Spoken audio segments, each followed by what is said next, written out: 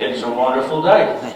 They got the mics up loud enough. It's worth playing on stage in the day. I got to get close enough to the Chronicles mic. Okay, great. All right. January 22nd, 1999. Let me give you a quiz. How many remember the tornado of January 17th, 1999? I know Jimmy does. We actually had a tornado come through Woodlawn, damaged Fort Campbell Guest House, went out through in Christian County, back into Montgomery County, did a lot of agriculture. So we was already federally declared that DR 1262 was our number.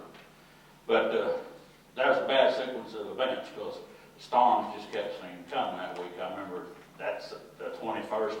My deputy director was outside standing in about 73-degree weather in January, and this isn't right. And of course, we'd been tracking storms. There was a lot of tornado activity coming from the southwest. And we was watching, we even had conversations with the various departments, but I got to say, you know, when 911, they notified me about 3 o'clock in the morning that it was in Benton County. The radar turned purple, you know, and I said, oh, I guess I better get on up and try to get over to the office, which I almost made it. I got close.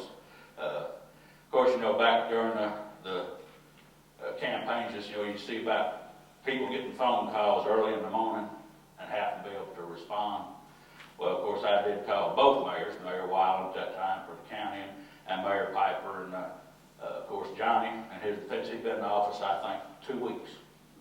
Brand new out of the box. So, and you know, a lot of people don't take that into consideration when you look at the damage that actually occurred. We lost around 25 county offices, which we needed to be able to take care of things. So this was really a major mess for us to have to deal with. And there again, after it come through downtown, you know, transfers through Austin P, went on out through St. Bethlehem, damaged train, took out a lot of businesses on Craft Street, which you're going to get to see at Ron Smithfield's presentation, and he's got a lot of great photos.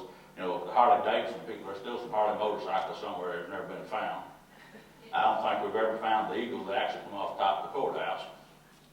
So, you know, there's a lot of history that was left, but through visions and leadership, we, the Clarksville, Montgomery County community, the governments, the activists, the social groups, put back what you got today. I mean, when you walk into this building, you see the Custom House Museum, they was damaged. Leaf Chronicle was laid out in front of the street. Pictures of the courthouse. At that time, Mary Byers, she was the trustee. This was January 22nd. Taxes are due when? February 28th. So she had a problem she had to resolve. What would you think was more of a critical issue than that? Where's our attorneys at in here? We got any? That's good. The court system. We lost our court system. What does our constitutional rights give us? The right to a what? Expedient trials and stuff. So we had to address that pretty quick too. But the best fortune of all, we had no deaths. We had 5 minor injuries. And that was a whole lot of devastation.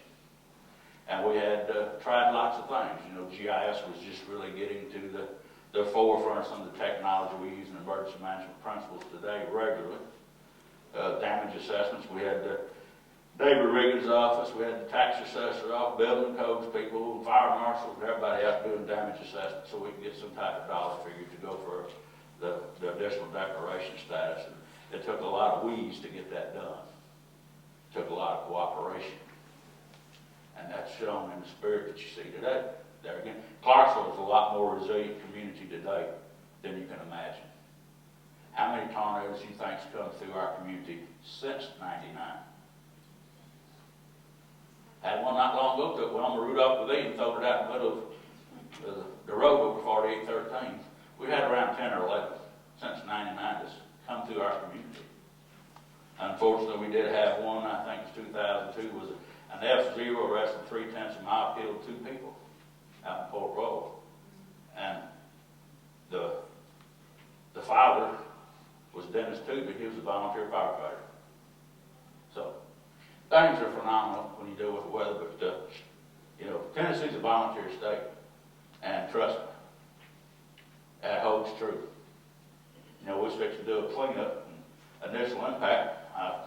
I know Jimmy has talked about, we was looking about 10,000 people come here to do cleanups. How are we going to manage 10,000 people? And especially a lot of them wielded chainsaws. Think about it. I mean, it would have been the Clarksville Chainsaw Massacre. He was trying to cut trees up. But it worked out well because we took our professional volunteers that we had, we took our government staffs we had, and we divided them up and put them with teams to monitor this. So we got out, we did a lot of good work. You know, Tennessee Titans come up. That was a good thing. It's right here in Dog Hills behind us, is where they did a lot of their work. Gino, he was the PIO for the police department then, and we had some fun with them. They said they didn't want a lot of PR, they wanted to work, so we took them up where the biggest trees were. But what was impressive, we had a young team of teenagers, remember the ones who come from the church group, and they was running circles around the football team. These guys are wanting water, them kids are wanting to keep cutting. So we had there's lots of good things. And you know, most disasters, there's always hidden things nobody knows about. You know, years back when Bob Thompson was the county executive, he purchased the Montgomery Ward's plaza, around 35, 40 acres. You know, paid for it with existing business leases.